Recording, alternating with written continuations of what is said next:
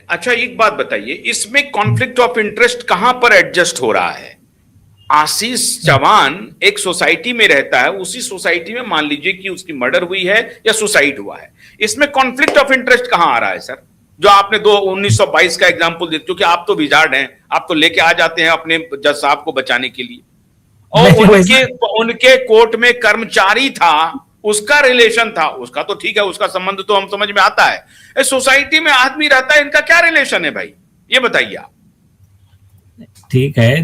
अच्छा एक मान के चलिए, सुनिए, उसके ऊपर भी सुप्रीम कोर्ट ने क्या बोला कि अगर ठीक है, एक आधा जज अगर ये चाहता है कि ठीक है मुझे केस नहीं सुनना है भाई, मुझे इसमें छोटा भी दूर से भी, देवेंद्र पाल सिंह भुल्लर में क्या कहा सुप्रीम कोर्ट ने कि दूर, डायरेक्ट और इनडायरेक्ट, बड़ा या छोटा भी, दूर का भी कोई अगर कॉन्फ्लिक्ट ऑफ इंटरेस्ट दिखता है तो जज ने नहीं सुनना चाहिए। आप सुनिए, अब जज साहब को नहीं सुनना है तो सुप्रीम कोर्ट ने बोला भाई उस जज को हम हाथ पकड़ करके नहीं बैठा सकते कि तुमने मैटर सुनना है। हाँ, ये बात और है कि कोई रीजन है ही नहीं और जज कह रहा है कि मैं नहीं सुनूंगा, वो नहीं चलेगा। ये ऐसा सुप्रीम कोर्ट ने क्लियर किया। ये रीजन जस्टिफाइड है? रीजन ठीक है, मेरे हिसाब से ठीक है। अच्छा सुनिए ना, एक पॉजिटिव बात बताता हूं मैं। हाँ, पॉजिटिव क्या हुआ?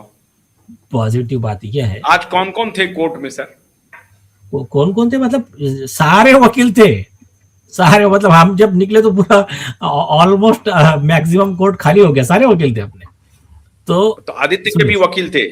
अरे नहीं नहीं वो तो आ ही नहीं रहा है।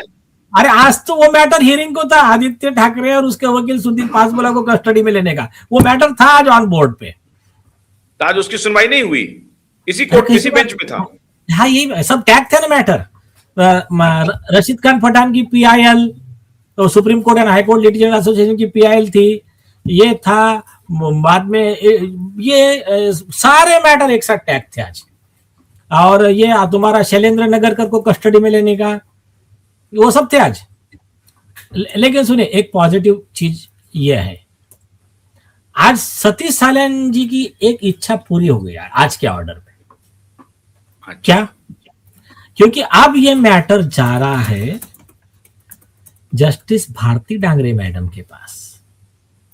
किनके पास? भारती डांगरे मैडम के पास। कि जैसा कि सतीश सालन जी कह रही थी, कोई लेडी जज इनको सुनेंगी तो ज्यादा मेरे लिए, मुझे ठीक रहेगा।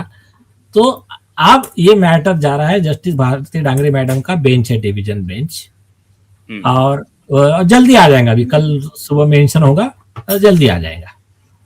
तो ये शैलेंद्र नगरकर को कस्टडी में लेने का, आदित्य ठाकरे के खिलाफ जो केस था उसका क्या था सर डेट, उसका क्या हियरिंग था? नहीं, वो सारे, हाँ, आदित्य ठाकरे ने झूठा एफिडेविट दिया ना, मैं तो एमएलए नहीं हूं, मैं बिजनेसमैन हूं, मेरी उम्र तो अभी 27 साल ही है, कि मैं माइनर हूं, जो भी लिख दिया उन्होंने। दूसरा ये कि मुझे बिहार पुलिस ने क्लीन चिट दे दिया है दिशा सालियान के केस से, सीबीआई ने क्लीन चिट दे दिया है कि दिशा सालियान के केस में मेरा कोई हाथ नहीं है। तो ये जो झूठे एफिडेविट दिया था उन्होंने, तो वो झूठे एफिडेविट पे उनको कस्टडी में लेने का अर्जी था। एक और मैं एक पॉइंट और क्लियर करता हूं, सुनिए। अभी का कल का किस्सा देखिए क्या हुआ इनके। याद है, इन्होंने अर्जी लगाया आदित्य ठाकरे ने कि हम आरोपी हूं मैं, इसमें मुझे सुन के लो, मेरे खिलाफ एफआईआर का ऑर्डर करने से पहले। सेम आर्गुमेंट अनिल देशमुख था, महाराष्ट्र का होम मिनिस्टर था तब, तो उनके खिलाफ में हमने आर्गुमेंट किया था। एडवोकेट घनश्याम उपाध्याय पिटिशनर थे, उनके तरफ से मैं था, और मेन लीडिंग काउंसिल अपने सुभाष झा साहब थे। तो हमने आर्गुमेंट किया, तो कोर्ट ने हमारा पिटिशन अलाउड किया और उनके ऊपर एफआईआर ऑर्डर हुआ, और होम मिनिस्टर अरेस्ट हुआ था वो केस में, उस समय का होम मिनिस्टर जो अनिल देशमुख। अब वो मैटर को चैलेंज किया था तुम्हारे अभिषेक मनु सिंघवी, कपिल सिब्बल, इनको कई मैटर में हरा चुके हैं हम लोग। तो ये इनका आर्गुमेंट क्या था पता क्या? जो अभी आदित्य ठाकरे का सेम आर्गुमेंट रिपीट कर रहे हो इनका आर्गुमेंट था कि हम आरोपी है, हमको सुन के नहीं लिया आपने, तो यह ऑर्डर गलत है, और ओवरऑल जजमेंट लेकर आ गए 2 जज बेंच का, डिवाइन रिट्रीट का। अब इनका तो सिंपल, उसमें तो क्लियर है, उनके ऊपर केस फाइल हुआ है, उसमें अभी आयुष तिवारी ने फाइल किया है कपिल सिब्बल पे कि ओवरऑल जजमेंट दिया, प्रोफेशनल मिसकंडक्ट है, इनका सनद रद्द करो, सीनियर काउंसिल का डेजिग्नेशन छीन लो इनका। तो इन्होंने, हमने कहा ये ओवरऑल जजमेंट दिया है, ये लोग फुल बेंच जजमेंट, तो सुप्रीम कोर्ट ने ऑर्डर में लिखा ये कपिल सिब्बल का आर्गुमेंट गलत है, we are not accepting that, Anil Deshmukh की पिटीशन डिसमिस, स्टेट गवर्नमेंट की पिटीशन डिसमिस। ये पहला। उसके बाद में इन्होंने क्या किया, ममता बनर्जी का भांजा अभिषेक बनर्जी, उसके ऊपर में कैलकाटा हाई कोर्ट में मैटर चल रहा था, वहां चले गए यही लोग इकोसिस्टम वाले, बोले साहब हम आरोपी, हमको सुने बगैर आप कैसे ऑर्डर कर रहे हो। अभिषेक बनर्जी के वकील सुप्रीम कोर्ट में वही मनु सिंह जी, हमारे ईमानदार जज के ऊपर में आरोप कर दिए, वहां पर हम उतरे उसमें। तो कोर्ट ने अभिषेक बनर्जी पर 50 लाख रुपए कॉस्ट लगाया। तुझे लॉ पता नहीं है कि आरोपी को बोलने का अधिकार नहीं है?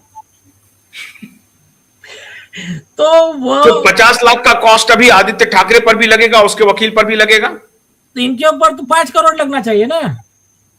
वो पुराना है 50 लाख। हमने फुल बेंच का जजमेंट दिया डॉक्टर सर्वपल्ली का, हमने कहा कि ये जो है ये केस लॉ ऑलरेडी इसको बताया हमने, उसके बाद में भी फिर से इंटरवेन फाइल कर रहा है इनका, ये और इनका वकील।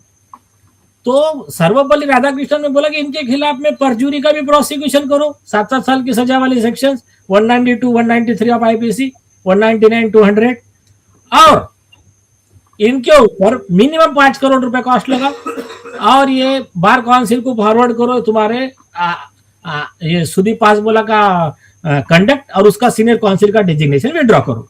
ये हमारा पिटीशन आज था हियरिंग को, लेकिन वो जज साहब थोड़ा, लेकिन आ जाएंगे अभी, क्या अभी अगले हफ्ते अभी।